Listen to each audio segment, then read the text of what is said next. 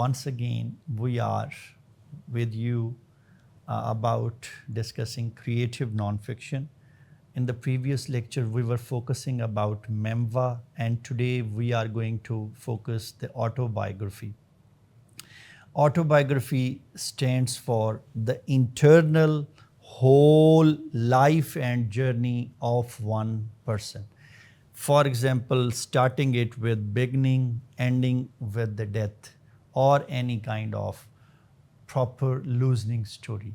So there is an autobiography of Muhammad Ali Jinnah. There is an autobiography of Dr. Ilama Muhammad Iqbal. There is an autobiography of Toni Morrison. There is an autobiography of Sigmund Freud. There is an autobiography of Karl Marx. It means I have mentioned with you the 5 to 6 top favorite, 2 from Pakistan, then 3 from English literature autobiographies that are very interesting, that are covering a wide, vast range of topics, knowledges, and these. So when I said that autobiography, it is a self-narrating story. It is a different from a biography, which is the life story of a person written by someone else. Some people may have their life stories written by another because they don't believe they can write well, but they are still considered an author because they are providing the information. Reading autobiographies may be more interesting than the biographies.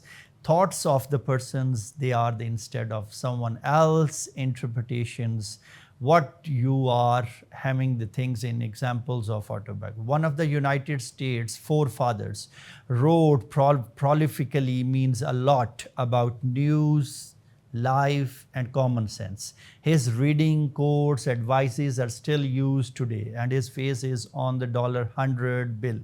So that is Benjamin Franklin, for example. Everyone is interesting, and every one of might be you students are still unaware that what I have said in this. There is the note currency. As we have notes 5,000, 1,000, there is a dollar, and dollar has a photograph of American historian. That American historian that used an old man over there with a nice coat and shirt is Benjamin Franklin. Now see, this is the self-praisal for the appreciation of these autobiographies. Similar is the case with Pakistani rupees as well. We are given a chance to Quaid-e-Azam Muhammad Ali Jinnah. Quaid-e-Azam Muhammad Ali Jinnah is our liberator. So that's why. Even similar is the case with the currency notes of Arab countries. You may go in Dubai, you may visit Saudi Arabia. So they have these. So Benjamin Franklin, an historian, moving forward, we are all born ignorant. What one must work hard to remain stupid. Who pretend to all over many schools I forget. Tell me, remember his biography and his wisdom. His autobiography shows how much he valued education. Through his anecdotes, for example, telling stories, improve himself. He also covers his many ideas on his inventions, thoughts, worked with others, helping. So types of autobiographies. There are many types of autobiographies. Authors must decide what purpose they have for writing about their lives. Then they choose the format that would tell the true story. And then there is the proper guideline of issuing by writing it down, helping others to overcome the similar events, or simply telling a story. Full autobiography. This, for example, full means the complete anthology. It is more than 3,000 pages. It is more than almost 80,000 words. 80,000 words, 30,000 pages. So long autobiographies. This would be complete life story starting from birth, childhood, adulthood up to the present time at which it is being written. Authors might choose their whole lives, very different from the authors. The second one we have already talked about whether you use the memva, the appreciation for the glorification, moving forward to the third one, because memva we have covered it in very psychological illness. Please forgive me. I want to give you here the examples. So psychological illness, this is the mental condition of having some kind of aphasia. APHASIA, aphasia. Now this aphasia is a dead injury that contains in your mind, brain. There are few of the examples. That examples shows the aphasetic patients are no more fluent. They cannot speak with same pace. They lose their speech. They lose their core throttle problems. They have a problem of fluency. They have a problem of fluctuations of their voices. They are hard to listen. Now this comes under that, or overall you may use to say it, the overall mental disorder of any person. But first that person was a very good. We are going to give you examples, many, multiple, starting with Steve Smith, or the Charles Babbage, or even the Sigmund Freud, the great psychologist. In the later on of their ages, they become mental. They become mentally disordered.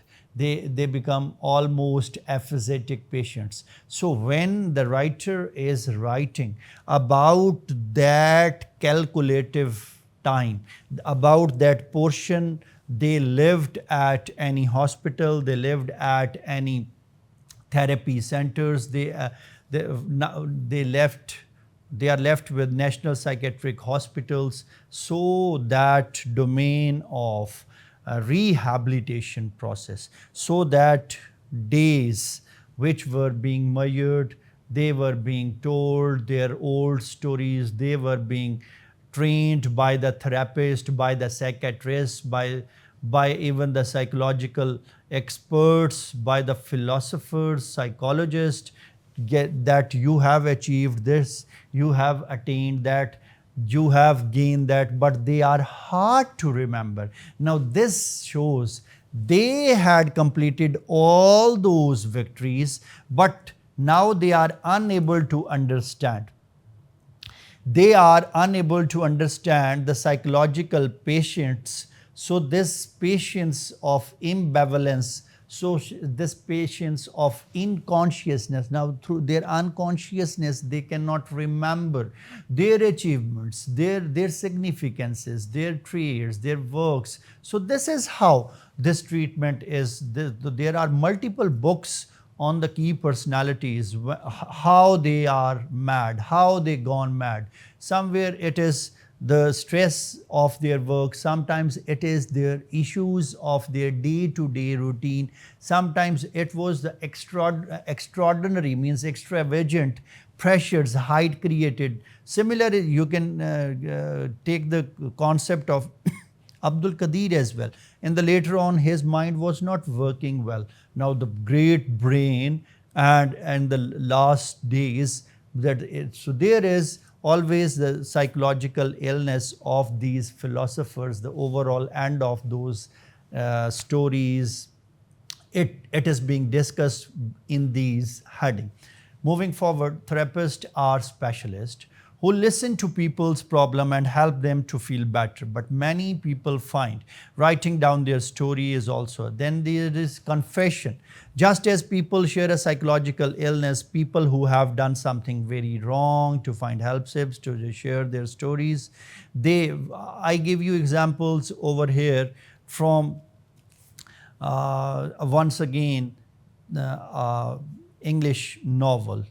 So that's name is Tess of the D'Urbervilles. So Tess of the D'Urbervilles by Thomas Hardy is a novel from Victorian age. So there was a character thief that was being introduced in that whole story. But at the end, that thief himself told Tess that he was no more a good person, but a thief in general. So, this is when you confess yourself, all your adverse, all your negative, all your evil based characteristics. So, here's writers have commented that even if you have many weaknesses, try to safeguard that, try to remain illicit from your personal life. Moving forward, spiritual and religious experiences are very personal. However, many people feel that it's their duty, honor to share these stories, or believe simply improve others' life, overcoming adversity, the challenging kind of stories. Unfortunately, many people do not have happy or shining lives. They are from the means illegal activities, kidnappings, murders, horrific accidents, life-threatening illnesses. Sharing the story can inspire others while also helping the person to express from them. The importance of biography is it remains forever. For example, people dies, but a book remains forever. Part of a history, being able to read the person's own ideas, life stories, getting first person story versus the third person inversions. Journalists, reporters go to the source of get an accurate amount of an event. The same is true when it comes to the life stories. Reading story becomes a second and third source will be reliable describing the person's. Autobiographies are also important because they allow other people in similar circumstances, they are not alone for the other.